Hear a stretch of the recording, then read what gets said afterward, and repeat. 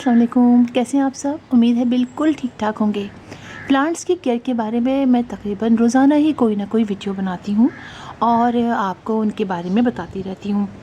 और बाज़ प्लांट्स ऐसे हैं जिस पे मैंने कई कई बार वीडियोस बनाई हैं, और जब मैं महसूस करती हूँ कि बहुत ज़्यादा कमेंट इस बारे में आ रहे हैं कि आप उसकी केयर बताइए, तो मैं दोबारा से वीडियो बनाती हूँ। कोई नई बात मेरी समझ में आती है उस प्लांट के बारे में, तब भी मैं आप लोग को वीडियो बना के बताती हूँ, ईज़ी से ईज़ी करके बताती हूँ। इसी तरह कोलियस पे भी मैंने बहुत सारी वीडियोस बनाई हैं और मेरा ख्याल है मैंने विंटर केयर पे भी बताया है।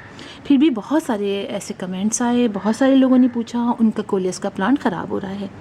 तो कोलियस के प्लांट के लिए मैंने, मेरा ख्याल है, कोई वीडियो बनाई भी थी और इसमें मैंने बताया था कि कुछ बातें हैं सिर्फ इसकी, अगर आप वो समझ लें तो अपने घर में बहुत सारे कोलियस के प्लांट्स ग्रो कर सकते हैं।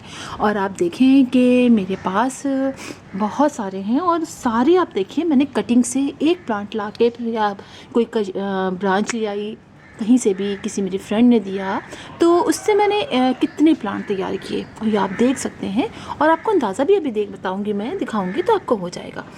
कुछ प्लांट तो मैंने बेबी प्लांट लिए थे जो माशाल्लाह आहिस्ता आहिस्ता ग्रो कर रहे हैं, और कुछ अरसे में फिर मैं आपको दिखाऊंगी कि मैं इसके कितने सारे प्लांट्स मज़ीद तैयार कर लूँगी। तो होता यही है कि अगर आपको ज़रा से इसके बारे में आइडिया हो जाता है तो फिर आप बहुत सारे प्लांट्स एक ही कटिंग से तैयार कर लेते हैं। तो कुछ दिनों पहले भी, अभी कुछ ही मेरा ख्याल है एक हफ़्ता भी नहीं हुआ होगा, बहुत सारी रिक्वेस्ट आई मेरे पास कि कोलियस प्लांट हमारे ख़राब हो रहे हैं। फिर मैंने एक जगह कहा भी कि मैं बिल्कुल आपको वीडियो बना के दिखाऊंगी। अब आप देखिए कि कोलियस के प्लांट मेरे कितने सारे हैं, और तकरीबन हर पॉट में एक दो तरह के प्लांट ज़्यादा लगे हैं, क्योंकि वो प्लांट मेरे पास थे और मैंने वो सारे लगाए। तो कोलियस के प्लांट के लिए करना क्या होता है, सर्दियों के सीज़न में, जैसे कि आजकल जनवरी का महीना चल रहा है, तो इसमें आपने करना क्या है, आपने इसको 1 से 2 घंटे डायरेक्ट सनलाइट में रखना है।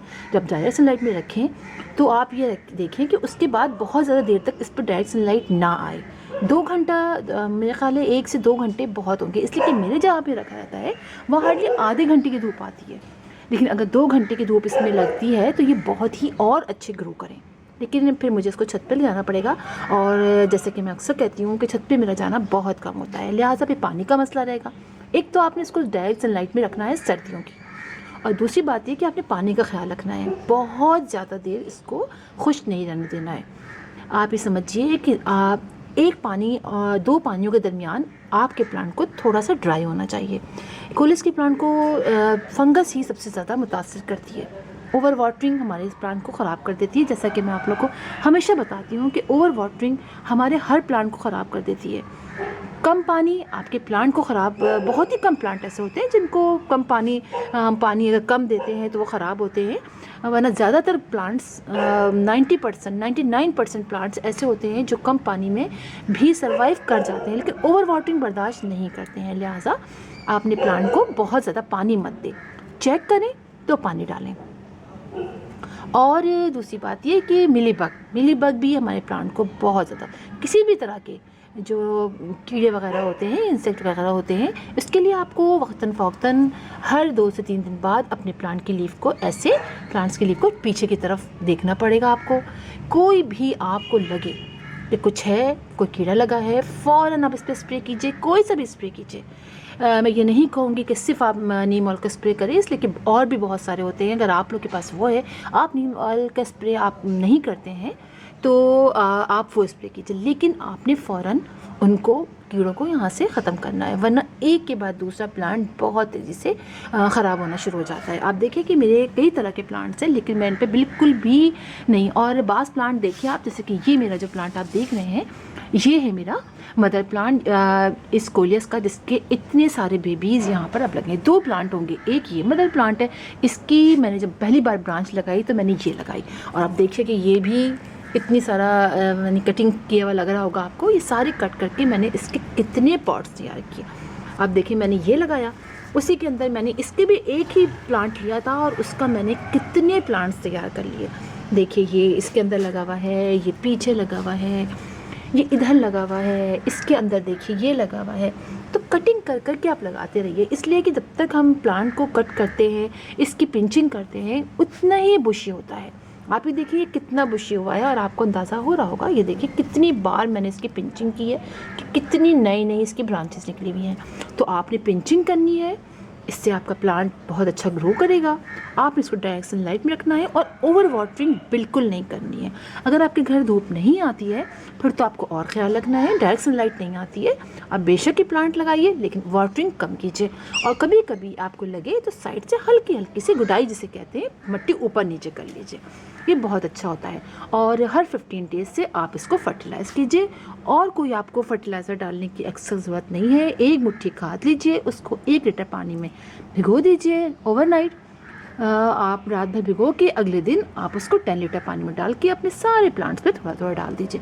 अगर आपको लगता है कि 15 डेज़ में भी ये ग्रोथ अच्छी नहीं हो रही है तो फिर आप बहुत अच्छी नहीं हो रही है तो फिर आप थोड़ा सा गोबर की खाद डाल दीजिए। लीफी प्लांट के लिए गोबर की खाद बहुत अच्छी होती है। कंपोस्ट डाल दीजिए, बोन मील डाल दीजिए, जो आप समझते हैं आपके पास है और आप अच्छा NPK आपके पास आप डालते हैं तो आप डाल दीजिए, वरना मैं सिर्फ गोबर की खाद डालती हूँ। या घर में जो हम कंपोस्ट का लिक्विड फर्टिलाइज़र बनाते हैं या गोबर की खाद का बनाते हैं वो डालती हूँ। और इतने सारे देखिए आप बेबीज़ में घर में निकले चले आ रहे हैं। आप ये देखिए इसकी ब्रांच देखिए। मैं एक बार बताऊं आपको कि एक प्लांट लाने के बाद आप फ़ौरन उसको मल्टीप्लाई करने के बारे में ज़रूर क्या करें। मल्टीप्लाई करने से होता ये कि अगर एक प्लांट सूखता है तो दूसरा प्लांट मौजूद होता है। मैंने यहाँ ब्रांच मेरी इसकी टूटी, इससे पहले कि मैं इसको तोड़ के लगाती, बहुत छोटा सा था तो मैंने फ़ौरन देखिए इसमें लगा दी, ये देखिए। और कटिंग लगाने के बाद आपने उसको शेडी एरिया में रखना होता है और पानी का ख्याल रखना होता है, हल्का हल्का मॉइस्ट रखना होता है, ठीक है। और एक जगह बना लीजिए जहाँ आपने कटिंग लगाई है, तो फिर आपको याद रहेगा। आप वहाँ स्पेशली जाइए, देखिए पानी हल्का सा कम हो गया है, खुश्क हो रहा है वो, आप पानी इस पर हल्का सा डाल दीजिए। ज़्यादा नहीं डालना है और कम भी नहीं डालना है, तो आपकी सारी ब्रांचेस लग जाएंगी।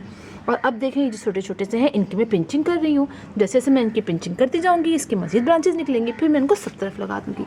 तो आप देखिए कि मुझे ये एक कटिंग मिली थी और ब्रांच छोटी सी, देखिए उससे मैंने ये देखिए, आप ये देख रहे हैं कितना प्यारा पिंक कलर आ रहा है। तो बहुत सारी वैरायटीज़ अब मेरे पास हो गई है। अब आप ये देखिए ये कितना खूबसूरत लग रहा है ये वाला पॉट। और इसके देखिए मेरी अब ये होगी ख्वाहिश कि मैं इसको पूरी गर्मियाँ रखूं, इसलिए कि गर्मियों में अमूमन ये प्लांट्स ख़राब हो जाते हैं, इसलिए कि हर वक्त वाटरिंग करनी पड़ती है, बहुत ख्याल रखना पड़ता है। और इतने सारे काम जब हमारे रोज़ाना के जो मामूलात होते हैं उसमें फिर बहुत ज़्यादा हम कर नहीं पाते। अच्छा, बाज़ लोग समझते हैं प्लास्टिक की बोतल में प्लांट नहीं लग सकते, लेकिन मैं इस चीज़ से बिल्कुल इनकार करूँगी। प्लास्टिक के बोतल में प्लांट लग सकते हैं। क्यों नहीं लग सकते? जब हम प्लास्टिक के पॉट ला के लगा सकते हैं तो उसमें जब प्लांट लग जाते हैं तो इसमें क्यों नहीं लग सकते? आप ये देखिए कि मेरे घर तो इतने सारे पॉट्स हैं और इनको लगाने की ख़ास टेक्निक होती है जो मैं आपको मुख्तलिफ वीडियोज़ में बताती रहती हूँ।